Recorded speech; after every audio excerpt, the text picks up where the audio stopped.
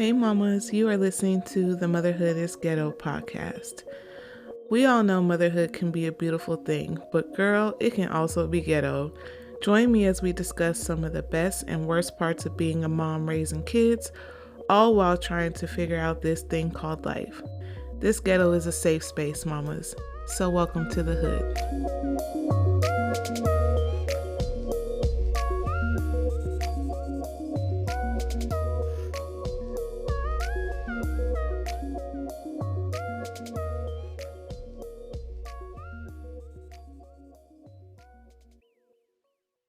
Hey, mamas, welcome back to another episode of Motherhood is Ghetto. My name is Joy, and how y'all doing out there? If y'all doing all right, you already know what to say. Say amen. I pray you're having a good day, a good week, a good month so far. And before we get into today's episode, you already know we got to pay the bill around here.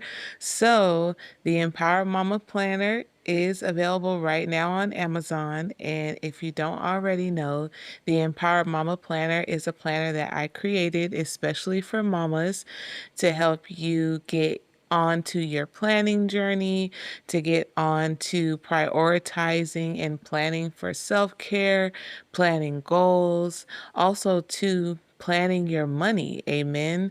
It's got budgeting tips in there. It's got a budgeting planner in there as well. It also has self-care tips, ways to make self-care meaningful and impactful for you. And in addition to all of that, it is a planner. So it is a 12-month undated planner. So you can buy it at any time of the year. You fill in the months, you fill in the dates. So the planner meets you wherever you are in life at that specific moment. And it also has space for journaling. So every month there's space where you can journal, get all the thoughts down on paper. There is a 90-day brain dump. So every 90 days, there is a page specifically for you to plan the next 90 days of your year. And at the back of the planner, there are self care challenges and money saving challenges to help you prioritize your self care and make it fun. And then also, too, making sure you're holding yourself accountable when it comes to your financial goals. So, if all of that sounds like your bag, then you can head on over to Amazon and go pick up the Empower Mama Planner. I will have it linked in the show notes if you are listening on Spotify or Apple Podcast, or if you're watching on YouTube, I will have the link in the description box where you can pick it up, purchase it. It'll be delivered right to your door by Amazon. Amen. Amen. Okay, so in today's episode, this episode is going to be like a little fun episode. Um, Today we're talking about love languages. Amen. And specifically, I am going to be trying to figure out my kids' love languages. And if you don't know what love languages are, if you never heard of the term before, there are 5 love languages. And normally when you hear about love languages, it's mostly in the context of like a romantic partner or like you trying to figure out your partner's love language or someone you're dating or your husband or wife, whatever. But I was like, I I think that this would be beneficial to know my kids' love language as well. And I never really thought of love languages like that. I didn't think that children had love languages, but they do. And I'm not naive to the fact that my kids are growing and they're changing. And I can understand as their parent that they may want to be treated and handled in a specific way. I cannot treat them all the same. I cannot love on them all the same because they're all different individual people. So, I figured, well, why don't I try to figure out what my kids' love languages are? And I thought it would be a little fun exercise and activity.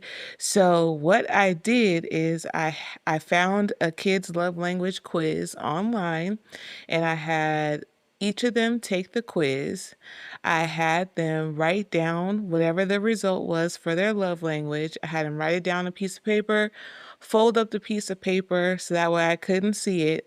And my objective is to guess what their love language is based on just what I've known so far raising them. So I don't know what they wrote down on their little papers. I don't know how they answered these questions. I just handed them the quiz and I told them to take the quiz. So it's going to be my job to figure out their love language. And I feel pretty confident that I know the only kid that I'm a little bit unsure about is Solomon. I'm a little unsure about his, but we gonna make it do what it do. Amen.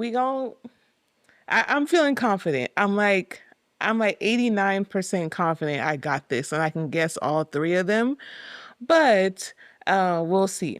So, before we get into the results and what I think and what their actual love languages are, I'm just going to really quick break down what the five love languages are. So that way we all know what they are before we get started with this. And if you haven't heard of them, this would be really cool because I'll be sharing with you what they are and what each of them mean. Okay, so there's five love languages. One of them is words of affirmation. So what it says about words of affirmation is for children whose primary love language is words of affirmation, positive verbal acknowledgments such as compliments, words of appreciation, and verbal encouragement are their lifeblood. Amen. It's their lifeblood. Like this is what they need to survive. They thrive on hearing kind and encouraging words. That is to say, a simple "I'm proud of you" or "You did a great job" can make their day. However, being genuine with your words is crucial because kids can easily spot insincerity. Ain't that the truth? A kid will read you to the filth, okay? If you're not genuine, they will be the first ones to be like, mm-mm, that ain't it. That ain't it. For instance, instead of a generic praise like good job, try to specify what they did well. You did a great job cleaning up your toys, so on and so forth. So that is one of the love languages. The other love language is acts of service. And this is actually my love language. My love language is acts of service because let me tell you, if someone can make my life easier, amen. I love that. I love when people come into my life and make my life easier. So, and that's what acts of service does for me. It's not like me just sitting around and ordering people around. Like, I love when people do things and I don't have to tell them to do it. Like, that's my lifeblood. Amen. But acts of service, it says, does your child frequently ask for help, even with tasks they can do independently? They might be communicating their love language. Acts of service, kids who resonate with this love language deeply appreciate what you do for them. However, it's not about doing everything for them, but helping them become more independent. For example, instead of tying their shoelace every time, teach them how to do it. The act of teaching and the time spent together will communicate your love effectively.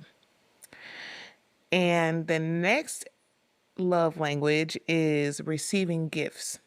So, for some kids, receiving gifts is the primary love language, but this doesn't mean they're materialistic. It's about the thought and effort behind the gift. A small token, like a picked flower or a handmade drawing, can mean the world to them. That is so sweet. And the next one is quality time. So that's pretty much self-explanatory, but quality time is all about giving your child undivided attention. For these kids, love is spelled Time. Whether it's playing a board game, reading a book together, or simply talking about their day, quality time makes them feel loved and valued. And then the last love language is physical touch. Lastly, we have physical touch. Kids with this love language feel loved through physical closeness. A hug, a pat on the back, or a gentle squeeze can communicate love more powerfully than words. So those are the 5 love languages, and, like I said before, I really only associated love languages with romantic relationships, never really associated it with my kids before, but I think this is good. Like I said, as my kids are growing up and they're changing, they're going through all their little changes in their minds and their bodies. I feel like this would be the perfect time to discover what their love languages are so that way I can be flexible and flex to their needs more. I can be a better parent and learn to love them how they want to be loved instead of trying to force love on them how I think that they need and should be loved. They can tell me themselves now. So straight from the horse's mouth. So we finna get into it. Amen. And I will also link the website to this quiz. So if you want to give it to your kids to find out what their love language is, this would be fun. Or you could take it on behalf of your kid too. And so that way you can find out what their love language is. But so let's get started. Let's get started with figuring out what my kids' love languages are. And like I said, I'm about 89% sure I got this in the bag. So we're gonna start with Genesis. So Genesis, if you guys don't know, Genesis is my daughter. She's 14 years old. She is my firstborn child. So I feel like with Genesis, I feel like her love language is words of affirmation. And I say that because anytime like she gets her hair done or like she puts on a different outfit or she does something like with makeup, hair, like her fit or like her outward appearance, her physical appearance, when she gets lots of compliments, like she can't wait to tell me. She's like, "Mom, I got so many compliments and everyone liked my hair, everyone liked my outfit, everyone liked my makeup." And when I tell her, like when I like hype her up and I'm like, "Okay, girl, like you okay, you looking kind of good, you looking kind of fresh." She gets all bashful and she starts cheesing, all that good stuff. So I think that her love language is words of affirmation. I hope that is I hope that it's words of affirmation. So I'm gonna grab her little paper and I'm gonna open up this paper. For those of you guys that are listening on Spotify and can't see me, I'm opening up her paper. Now, we said it's words of affirmation. Let's see if I'm right. Okay. So hers is words of affirmation and physical touch. Interesting. That I did not know about the physical touch. And to be honest, I really, you know what? That is true. That I feel like that is true because she does like to give hugs and stuff like that. But I was right about the words of affirmation though. Don't try to take my point away. Okay, so that's cool.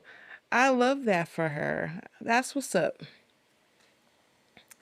Okay, so now we are going to do Jahari's. So Jahari is my youngest son. He's 11 years old. And I feel like his love language is, hold on, let me look at the love language list again. Oh, I think that I want to say it's quality time, but also I want to say it's receiving gifts. I want to say it's one or both of those because I know that Jahari loves to spend time with me. He loves quality time. It doesn't matter what we're doing. He's like, I'm for it. Like, I want to come with you, mom. So, and then receiving gifts, he's always like, when it comes around to his birthday or Christmas, he's like, What'd you get me? Like, you can tell me, like, cause I can't wait. Like, I'm just dying to know what I got. And I don't know. I just feel like it's going to be receiving gifts and or quality time. So let's see if I'm right. I'm gonna grab his paper and I'm gonna open it up. Y'all, I need to be right. Oh, it's physical touch, y'all. These kids need hugs is basically what I'm getting from from this. Okay. And then he put on his paper hugs only. Okay, these kids they need more hugs from me. Okay, I get it. But I really feel like I don't know. I'm off, y'all. But that's okay. That's why we're doing this exercise because I want to know what their love language is and I want to know how I can love them better. Not to say that I'm not loving them good right now. I want to I know that I'm not a perfect parent and there's always room to grow. So this is just me growing with parenthood and as they're getting older. Amen. So let's go ahead and do Solomon's. I'm so scared, y'all. I have spent Solomon's entire life trying to figure him out. He has been a Rubik's Cube of a kid.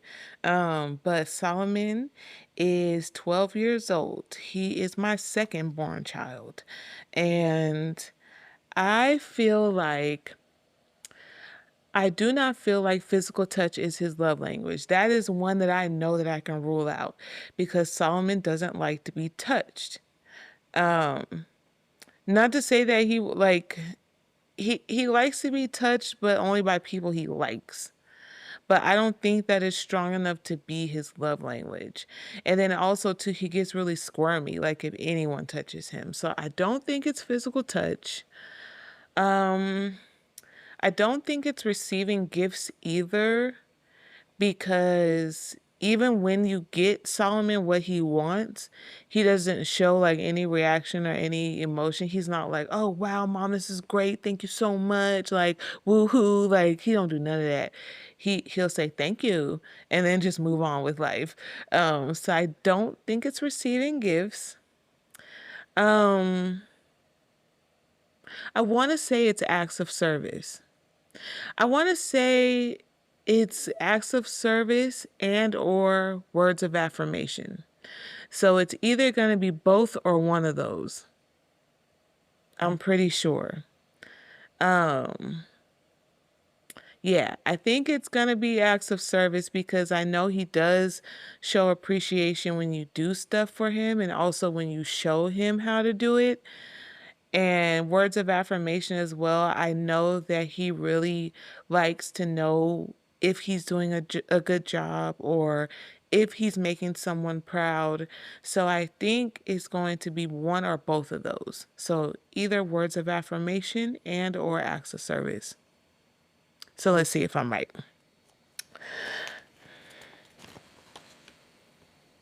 Words of affirmation. Okay, okay. Now we're cooking, but that's the last kid. So so okay. So that's good to know. And I already I was leaning towards words of affirmation, but I love that. So I think that I did okay. I think I got a C plus, B minus on this. But this was really cool. And now I have better insight on how my kids like to be loved. Two of my kids need more hugs. One of them needs lots of words of affirmation. And hey, I can do that. I can definitely do that. And yeah, this was super fun. So, short, sweet episode this week. So, if you enjoyed it, please share it with another mama who you think would find it helpful as well. Also, too, again, if you want to do this test with your child, I will have it available in the show notes as well as in the description box on YouTube. And thank you guys so much for tuning in today. Thank you all for for your support and encouragement. It means the world to me. Don't forget to follow me on Instagram at motherhood_is ghetto. I post our upcoming episodes there. I post what me and the kids are up to so that way you can keep up with us. And also, too, if you have any topics or any questions you'd like me to go over or any topics you'd like me to share, please feel free to DM me on Instagram. You can message me.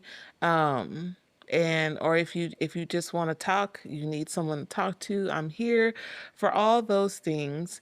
And don't forget to follow the podcast. So if you're listening on Spotify or Apple Podcasts, don't forget to follow the show so that way you're notified every time I upload. And if you're watching on YouTube, don't forget to subscribe, be a part of the hood, and so that way you can continue to watch me weekly on YouTube and you never miss a podcast episode. Amen. And then last but not least, don't forget to pick up your copy of the Empowered Mama Planner. It is available on Amazon right now, as well as the Motherhood is Ghetto Self-Care Journal for Mothers. Both are available right now. All right. Thank you so much for tuning in today. And until next time, mamas. Thank you so much for listening to today's podcast. Don't forget to follow the podcast and share with anyone who you think may enjoy it. And follow me on Instagram at motherhood_is-ghetto. Also, feel free to DM me if you have any experiences, opinions, or views on motherhood you'd like me to share on the podcast. Until next time, mamas.